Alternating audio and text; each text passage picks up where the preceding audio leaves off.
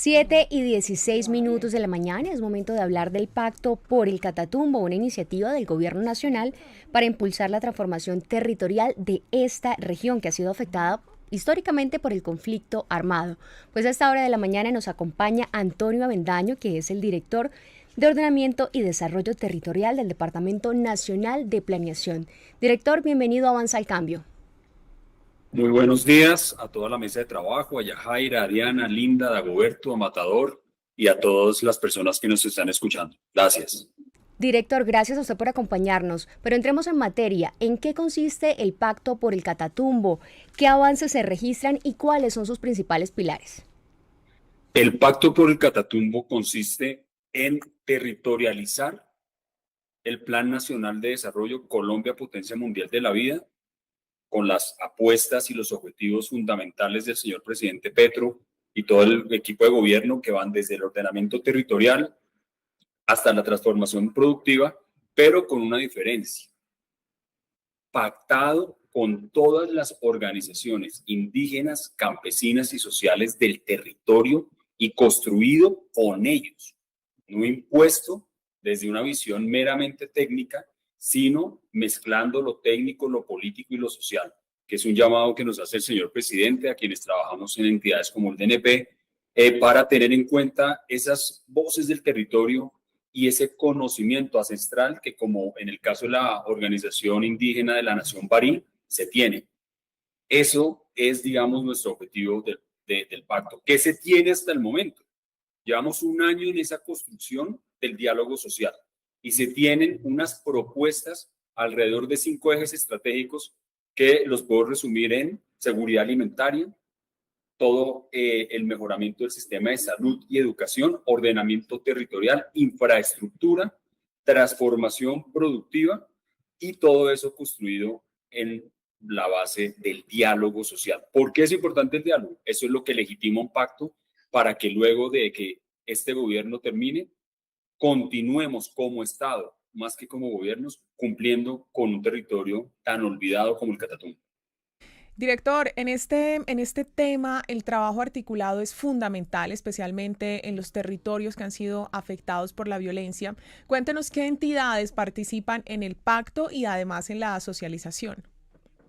Excelente pregunta y muchas gracias, porque creo que un llamado que nos hace el señor presidente es esa coordinación y articulación, que es una de las funciones del Departamento Nacional de Planeación, y ahí quienes hemos venido trabajando, liderando la Agencia de Renovación del Territorio con el doctor Raúl, quien ha venido asumiendo esa dirección, y la Secretaría Técnica, todo el trabajo técnico, el DNP, directamente aquí desde la Subdirección General de Descentralización y Desarrollo Territorial.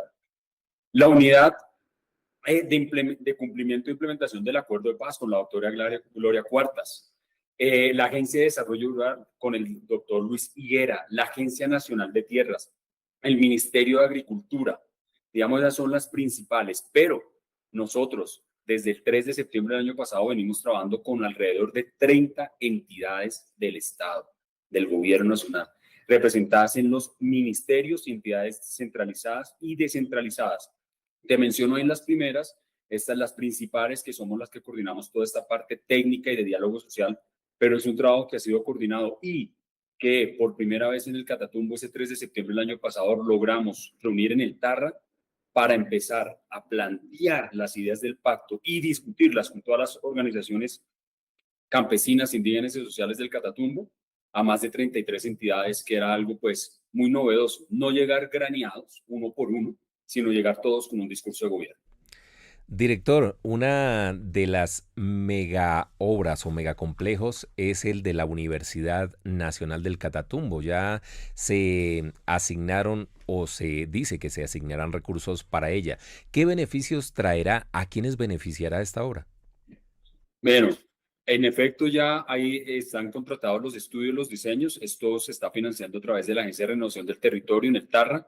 Se encontró el predio y se está empezando ya la ejecución para poder tener nuestra universidad. ¿A quiénes van a beneficiar? Miren esta diferencia. La universidad tradicionalmente uno lo piensa, no, para los pelados, las peladas, los jóvenes que van a llegar, que se gradúan de bachillerato, de acuerdo, ellos también. Pero algo que ha insistido el señor presidente es, pero pensemos, sobre todo en una región como el Catatumbo, en un multicampus, donde el enfoque poblacional, de género y del ciclo de vida lo tengamos en cuenta, es decir, niños, infancia, jóvenes, los que van a entrar a la universidad, adultos y adultos mayores. La universidad se está pensando como un campus de concentración en ese punto en el Tarra del conocimiento, pero para que lo puedan utilizar, puedan disfrutar esa infraestructura, todas las personas pertenecientes a los diferentes ciclos de vida. Y eso es muy importante, sobre todo en un territorio que, pues, para llegar allá es tan complicado. Entonces, aprovechar esa localización de esa universidad en el Tarra para atender necesidades no solo de los jóvenes de quienes van a la universidad, sino de otros grupos poblacionales. Y la otra diferencia es aprovechar algo que el señor presidente conoce y le gusta mucho, un equipamiento de esto como una universidad para embellecer los espacios físicos. No es solo hacer la construcción física, es cómo esa construcción física se adapta al medio ambiente de la región con acción climática, que sea sostenible, que haga reciclaje. Entonces, todo eso es lo que empieza tanto a llamar la atención como a que la universidad sea legítima para toda la región del Tarra, San Calixto, Acarí, de San Pablo, de todos los municipios de corregimientos de esa región del país. Director, el Pacto por el Catatumbo tiene una esencia muy interesante y es esa diversidad cultural, sexual, étnica propia de esta región. ¿Ustedes cómo van a trabajar para asegurar los derechos, el respeto de esta población? Bueno, en primer lugar, cuando surge la idea de pensar el Pacto por el Catatumbo con el doctor Raúl, el director de la Agencia de Renovación del Territorio, lo primero que hicimos fue, listo, pensemos las ideas, pero antes de concretar y de llevar a un pacto ya donde se firma un documento, empecemos ese diálogo que además la Constitución lo prevé. Y este gobierno, un gobierno progresista como el nuestro, pues tiene que garantizar. Y es el diálogo social, uno, con la comunidad indígena barí, con las organizaciones campesinas.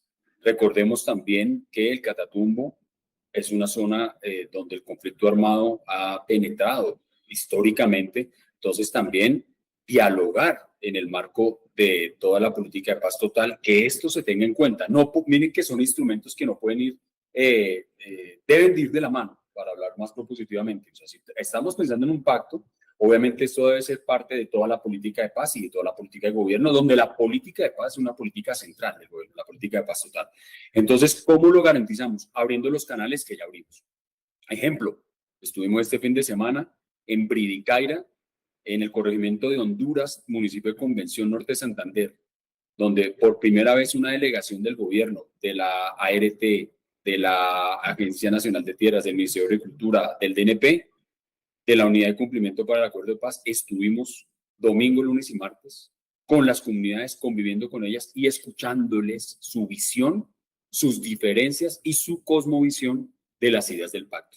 Eso es, estimada mesa de trabajo, cómo se garantiza, yendo al territorio y escuchando no solo las propuestas que nosotros hacemos como gobierno, sino las propuestas de las organizaciones indígenas. Y también hemos tenido reuniones con organizaciones campesinas y, por supuesto, con los alcaldes, el gobernador, tanto de los gobiernos anteriores como de los nuevos gobiernos. En la estrategia Juntos por el Territorio ya tuvimos esas reuniones, ¿no? Que fue un recorrido por todo el país, pero enfocándonos especialmente en el Tarra, logramos empezar a hablar del tema, garantizando la participación y el acceso a la información de todas las organizaciones sociales, políticas, indígenas, campesinas del territorio. Eso ya se está haciendo y así venimos trabajando para garantizar esa participación incidente y efectiva.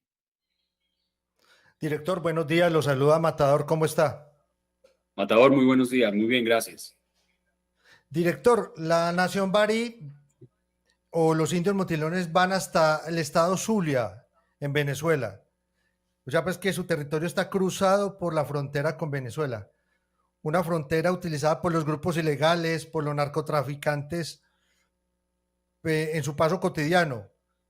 ¿Ustedes dialogan también con la parte venezolana ahora que se restablecieron las comunicaciones con el vecino país? Sí, señor. ¿Y por qué? Creo que usted lo resumió muy bien.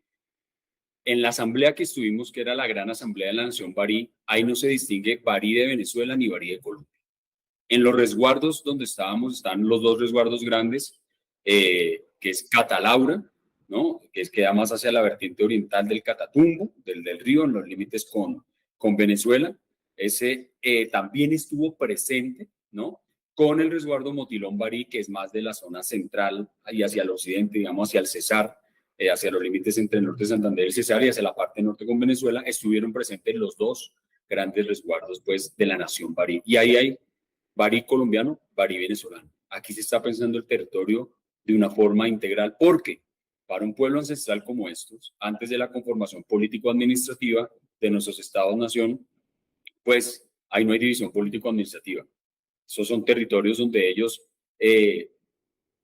los caminan, los cruzan, independientemente de si están en Colombia o Venezuela, sobre todo en una zona tan de difícil acceso, pues hay que reconocer esos pasos humanos que obviamente han estado permeados por el conflicto y que han afectado a esta comunidad barí, que en efecto sí ha estado muy olvidada y relegada por el Estado colombiano. Entonces sí se está teniendo en cuenta ese enfoque regional e internacional, porque la nación barí, cuando hablamos, ellos, cuando dialogamos con ellos, ellos hablan en representación de la nación barí, independientemente de si están en Colombia o Venezuela. Héctor, hay varios temas para resaltar allí. Uno de ellos tiene que ver con la llegada del gobierno nacional a esa Colombia profunda, teniendo en cuenta las dificultades de acceso que usted nos comentaba hace un momento al municipio de Convención en norte de Santander. Pero, ¿a qué acuerdos se llegaron con la gran nación barí?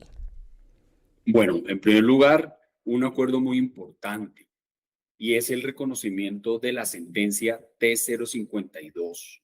Esa sentencia nos habla de la necesidad de que el Estado, a través del gobierno nacional, el Estado colombiano, dialogue con la comunidad barí y con las organizaciones campesinas para hacer una delimitación adecuada del territorio barí, de los territorios de los resguardos, y que vaya en armonía con las zonas de reserva campesina, por ejemplo. Entonces, esa es una condición para iniciar las discusiones del pacto que se tienen que llevar a cabo y materializar a través de la Agencia Nacional de Tierras, del Ministerio de Agricultura, de todo el ecosistema relacionado con el tema de tierras, para hacer la delimitación adecuada y empezar a hacer titulación y formalización de predios de forma tal que queden clarificados los límites del resguardo. Esto en última nos habla de derechos, restricciones y responsabilidades sobre la tierra y de qué se puede hacer o qué no se puede hacer dentro de los resguardos, siempre pactado con la organización indígena y en donde en los resguardos, pues también con las organizaciones campesinas. Es un trabajo difícil, complicado, pero miren que es un primer acuerdo porque existe la sentencia, ahí no nos estamos inventando nada. Y ya la Agencia Nacional de Tierras, ¿sí?, está trabajando en el tema, allá estuvimos con ellos y se explicó cuál es la ruta de choque que se tiene para empezar poco a poco, porque no es fácil cumplir con esa sentencia, pero es una orden pues que nos da la Corte y tenemos que cumplirla. Y el segundo acuerdo, que haya un capítulo étnico, pero no como un anexo, no un anexo del pacto y que allá haya un anexo étnico, no. Capítulo que transversalice esas apuestas de las que hablé al inicio de la entrevista, transformación productiva, ordenamiento territorial, salud, educación, a través del enfoque étnico. O sea, que quede transversal y atado al corazón mismo del pacto, que como muy bien manifiesta el señor presidente, lo que buscan este tipo de acuerdos, de diálogos con la comunidad, es transformar territorio. ¿Y aquí qué es transformar? Ejemplo, transformar de la actividad productiva de economías ilícitas a economías que estén en los circuitos lícitos y legales de la producción. ¿Difícil? Sí, pero por eso estamos acá. Por eso somos funcionarios públicos, nos debemos a ese servicio público para hacer de eso difícil, echarlo a andar y concretar las apuestas de gobierno en ese territorio, empezando por estos dos primeros acuerdos que hemos pactado ya, logrado con la Organización de la Nación Barí. Muchísimas gracias, Antonio Avendaño, director de Ordenamiento y Desarrollo Territorial del Departamento Nacional de Planeación, por acompañarnos en Avanza el Cambio. A ustedes, muchas gracias, muy amables.